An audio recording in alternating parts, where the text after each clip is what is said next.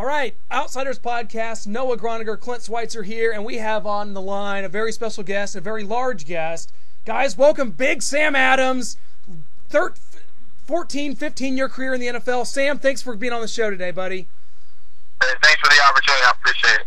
Well, I tell you what, so much, your career was so lengthy and so productive, it's kind of hard to start anywhere, but first off, just take us back to, being a Texas A&M Aggie. You were a first-round pick of the Seattle Seahawks. Talk about how your draft day experience was and, what it was like going to Seattle to play, for 5 seasons. Man, draft day is a special day for any young athlete. For me, it was a little more special because my dad played for 12 years. Instead of going to New York to be at the draft, I was actually at my home and be able to share that experience with my family. And it's a special thing. You work for a kid that wants to go and play in the NFL, and in Texas, football is really big in high school and in college, and so it was a special thing that I was able to share with my family and friends because no one is able to have any kind of success in their lives, first without the good Lord, but second without the people that He's blessed us to surround us with to help us and guide us in the right direction. And so I was able to share that with them, and it was truly a special moment. Can you talk about, you played for the Seahawks from 94 to 99, and you played the Chiefs twice a year, maybe some memories you have of playing against them and Marty Schottenheimer? Well, Kansas City was blessed to have a cat at right guard by the name of Will Shields, who was one of the greatest guards to ever grace the field, and I used to have great battles with him. He used to call it negotiating space with me, and he was, a great, fierce competitor, and even more so, I think he did a lot for the community off the football field. So he was a great pickup for them. And for me to be able to play against such an athlete, he got me sometimes. I got him more than he got me, of course. And it was just an all-around great experience. You look for great competition. You yearn for guys of his caliber to play against because it was a measuring stick. Kansas City had some great teams that used to smack us all the time when I was with the Seahawks to the latter part of my career and stay in Seattle. And, it was always a tough battle. Marty had those guys always ready to go. You look up, they were going 12-4 and 13-3 every year. So they had a great experience. He was a great coach and had a great run. So it was always a tough battle when we played against Kansas City. Well, we'll have to get Will Shields on here and see if he agrees with you on you getting the best to him more than he got you. Of course I did, but that he's a Lock Hall of Famer, and he was a great guard in this league, and he was even more of a mentor off the field in Kansas City. So it was an honor to play against a guy like that, and yes, I did get the better of him. Well, speaking of getting the best of people, in 2000, you joined the Baltimore Ravens, and part of a revamped defense that is 12 years later still top of the line. Just talk about you joining the Ravens, winning that Super Bowl, playing with with the Ray Lewises, Tony Siraguses, guys like that. Just give us your thoughts on that. Well, it was a pleasure to be able to play with caliber of guys like Ray Lewis and the other people mentioned it. And I tell you, when you go to Baltimore, it's like when you go to Oakland. Everybody hates the bad guy, and it's also, it's good to be the bad guy every once in a while. Well, in Baltimore, we had a thing with the defense. We had a responsibility to ourselves, to each other, that we were going to go out and play fierce defense. Everyone from the coach to the players to the people in the stands have a certain level of commitment that they expect as a Baltimore Raven, and we embrace that. It was a pleasure to be able to do that, and it was an honor to be a part of something special like that. Collectively, you had a lot of different players come from lots of different backgrounds, and I think that the coaching staff put together, and Mr. Modell, bless his soul, may he rest in peace, has put together a great organization, and it was that was just something truly special to be a part of, and I was honored to be able to attach my name to the organization. You mentioned Art Modell there, tragically passing away. Can you recall some great memories of him that you'd like to share? Well, yeah, he used to say that was his best pickup. For a guy like that who's had many great great Hall of Fame athletes. You know, for him to say that about me, I thought that was awesome. But he also knew it was because he got me for cheap. So we just always laugh about that. But it was an honor to be a part of that. Mr. Modell had a vision. He was a visionary in the league, and he had, you know, blessed a lot of people's lives with, you know, in a couple different cities. So he touched a lot of people, and I was extremely happy to be a part of that organization. Can you go and talk about your Super Bowl experience with the Ravens and winning it, and just that feeling at the end of the game, or actually in the middle of the game because it was kind of a blowout, that you are going to be a Super Bowl champion? It was, you know, a feeling of accomplishment that, you know, was second to none. For us to be able to go through that and do what we did, you know, a lot of hard work, and, you know, it really is something that you look back to your Pee Wee years when you're sitting at home and you look and watching the Super Bowl on TV, to high school thinking about, you know, winning a state championship and a Super Bowl, and on to college and thinking about winning a national championship, and it didn't compare because you weren't dealing with the best athletes, you know, in the world, and so when I had a chance to do that, you know, the culmination of the entire football career, thinking about who we were able to share that with, and just a total feeling of not only accomplishment but thankfulness that, you know, you were able to accomplish this, and it kind of was a peaceful thing.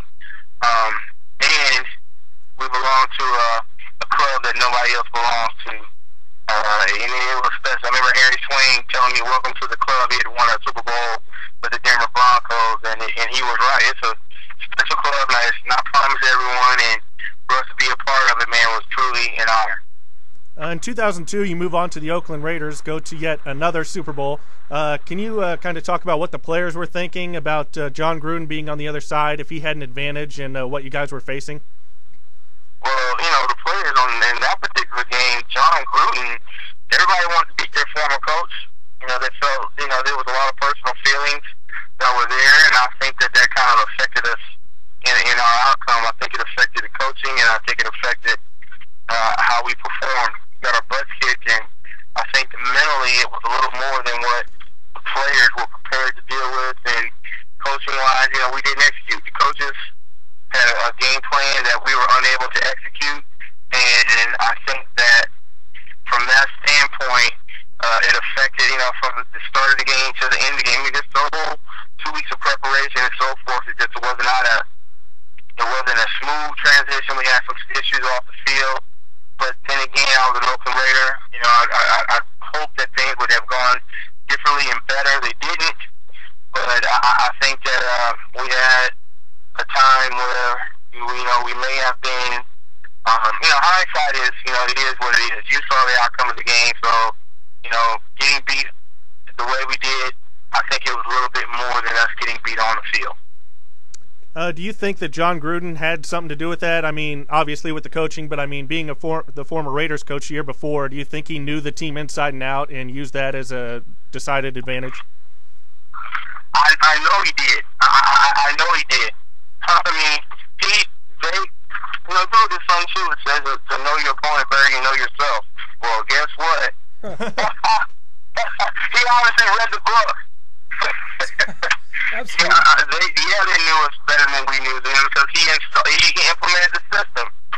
You know, I wasn't in the coaching staff meetings, and I wasn't there to do all the stuff that was required for coaches, but obviously they were better prepared than we were.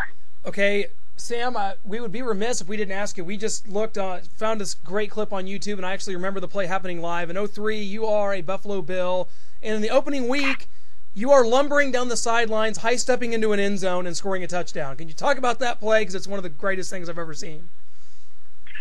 Well, I like to tell people I just look like this. I ran a 4.7 coming out of college, and speed is a little deceptive to people, and I was able to make a lot of plays. I had pretty good hands. I got pretty good hands, and I was able to make a play on the ball.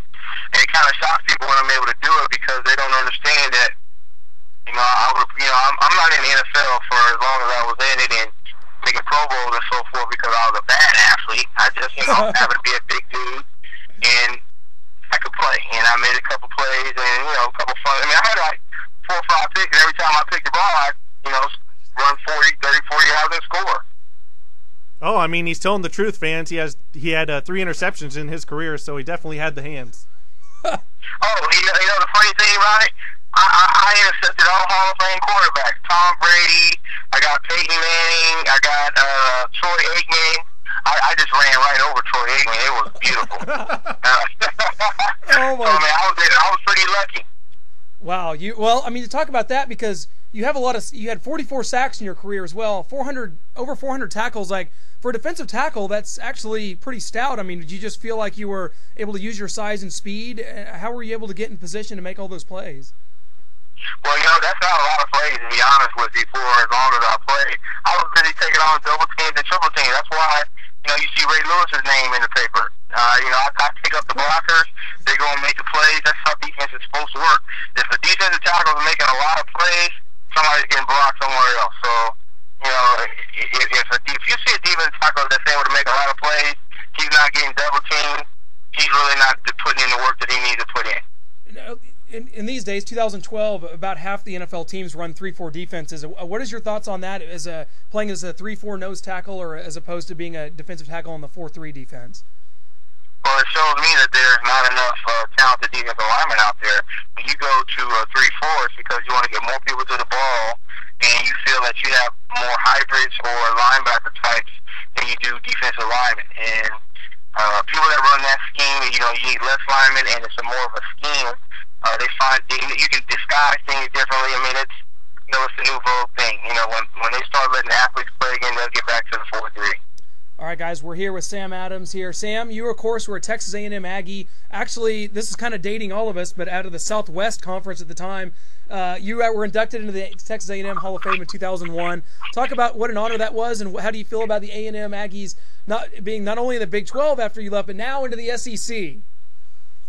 It was kind of funny because we played teams in the SEC when I was there, and before I got there, they used to play a lot of teams. A lot of those teams, a lot of those schools that are in the SEC were actually in the Southwest Conference before I got there. So, it kind of goes in cycles. We've always played the Southern teams, and we're a strong Southern team and a strong Southern state. And, for Texas A&M, I thought it was a good thing. They have better competition. And I think that, with what people are doing now in that league, I think that for Texas A&M to be a part of it is special. And I'm kind of upset that we lost to Florida. We're dominating them the entire game and couldn't finish the game, and they ended up winning the game. But that's how it should be every week, and I think that we have a coaching staff that has those guys ready and prepared, and I think that they've done a great job recruiting. So I'm excited about the future for Texas A&M. It was special for me to be a part of it.